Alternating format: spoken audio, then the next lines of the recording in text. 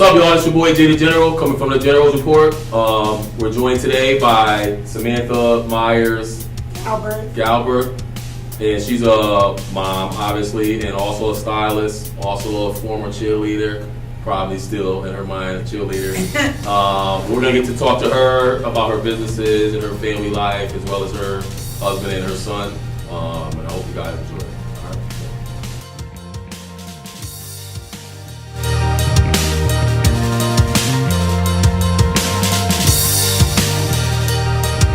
What's up, y'all? We're back with the General's Report.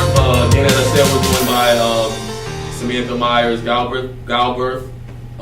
She's a stylist out of New Haven. Stylist, right? Yeah, stylist. Stylist slash entrepreneur slash mom slash cheerleader slash always a cheerleader. So, Samantha, being that I am new to New Haven, and you obviously have a great foundation and name in the city. What are some things about you that people like me don't know about you? Well, I grew up in New Haven. I went away to college. First, when I was in New Haven as a youngin' coming up, I was a cheerleader for Wilbur Cross. I used to play basketball also. So I'm really into sports. So I started out, at Troop playing basketball. So I was good. So I had to, step it up, because my brothers, they didn't want me to play basketball anymore when I went to high school. They said I couldn't do it anymore. So like me, I always respect my older brothers and sisters because I'm the youngest out of 6. And so I had the zeal for sports, so I just went on to being a cheerleader. And as everyone knows in New Haven, I was the captain my second year of cheerleading.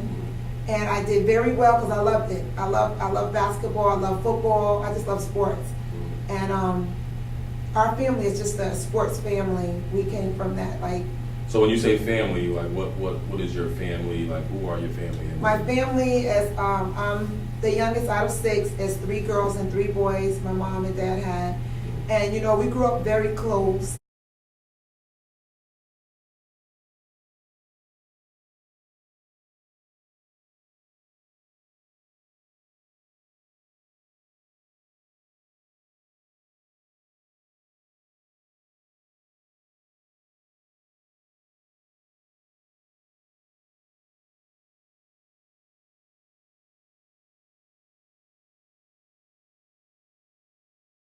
So being Samantha, that you said you grew up in New Haven and you got a lot of brothers and sisters. What is the family? Because I know it says your name is Myers-Galberth, but what is what do people more know you as? They all know me by Myers.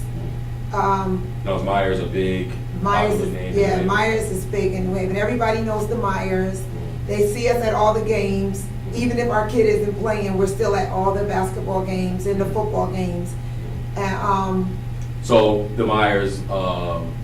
Meaning in relation to Stanley Myers and Tara, the great Tara Myers. Oh, my niece Tara? Yeah, I love Tara. Oh, Tara works with me now. Yeah, Stanley and Tara. Stanley, Tara, and Chaz McCarter, they have their dad's last name from Hill House, and Kwame McCarter, Terrell Myers, and that's where it all starts. Like, he went a little further than, myself as far as basketball, and my sister, his mom, and my brothers that played also. Like, Terrell took it another level, and I was a big part of Terrell, basketball, because Terrell, he moved in with my mom and I, and I always saw him. He always wanted to play basketball, so I used to go out there and feed him the ball, and I used to just make him jump and do all the things, so that he can get a little better. But he had the zeal to go a little further himself, and So when do you think, for Terrell, when do you think that you guys realized that he can go on and do something special with the basketball?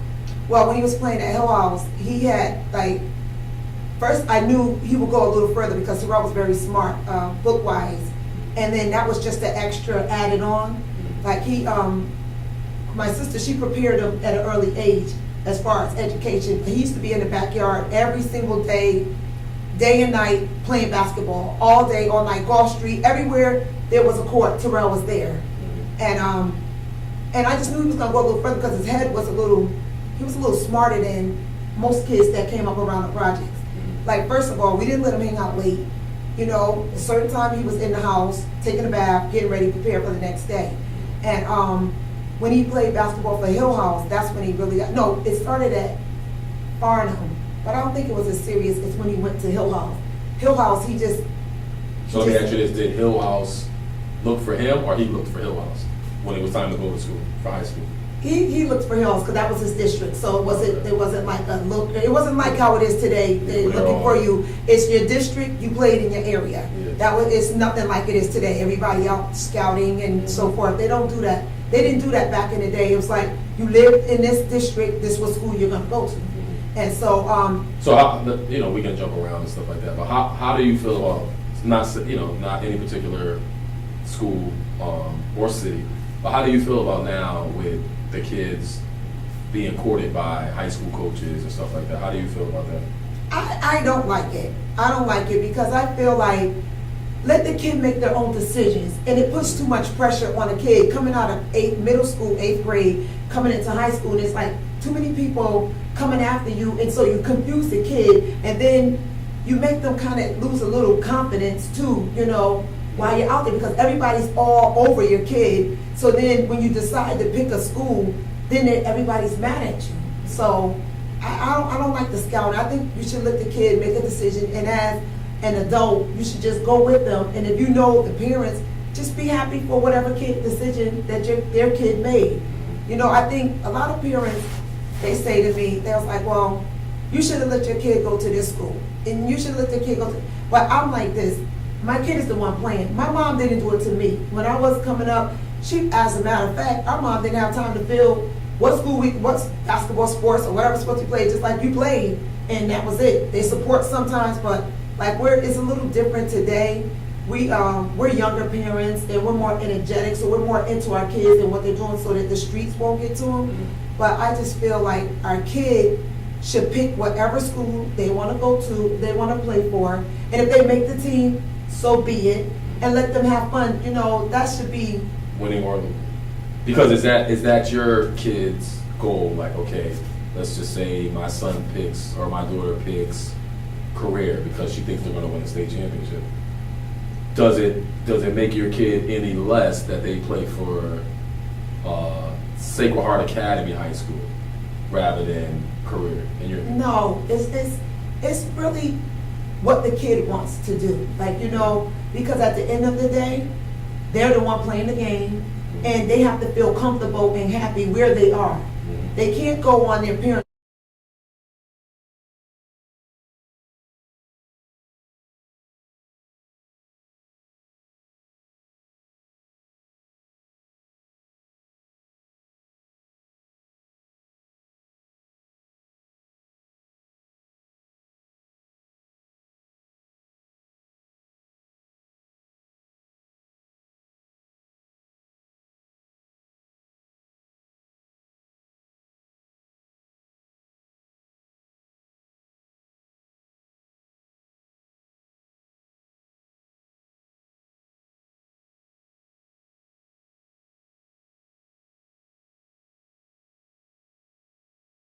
But my family is strong-minded. That's one thing I can't say. Even our children, and whatever decision they're going to make their own decisions, whether we want it or not, and as long as it's positive. Like, we can, you know, guide them along the way as far as, like, you know, tell them the pros and cons, what we think. But at the end of the day, they're pretty much strong-minded, all of our children. They're going to do what they feel is right for them. So now with your own son, Kobe, how did you make a selection on, you know, for him to go to high school and stuff like that? How did you? Well, I'll be honest with you. As far as high school, his father did all that. Like, you know, he investigated, he's online, he's reading about the different schools all in New Haven, because he's really like a stickler about education. Like, he just don't play that. Like the basketball, basketball is second. It's really, with our family, it's really books first, and it's not just the saying, books and then ball. Because at the end of the day, too many people are coming home from college because they can't do the work. And now with the new NCAA rules and the schools being held accountable for kids, a lot of kids are going to get hurt, and because of the you know, guys got pushed through, and now they get there, and people are actually watching to make sure you're doing your work, and these kids can't handle it. They can't and as you handle said, it. a lot of them come home. They at come home December, and now they're lost. Now they're lost, and then they don't want to come home and work at a Walmart or anything like that. They feel like that's beneath them because everybody already souped them up. Instead of their parents being involved, just trying to help them along the way, getting them tutors to wherever their weaknesses are, so that they can be, you know, successful in their good citizens in their life. You know, so that's. So your decision, basically, you and your husband's decision for your child was more on you're looking for his future in his life, not just his future in the NBA or high major Division I. That's what it is. His division in life. We're preparing him for his life. Like, you know, we tell him basketball is good. I love basketball, and I would love to see him excel in that sport because he does love to play the sport.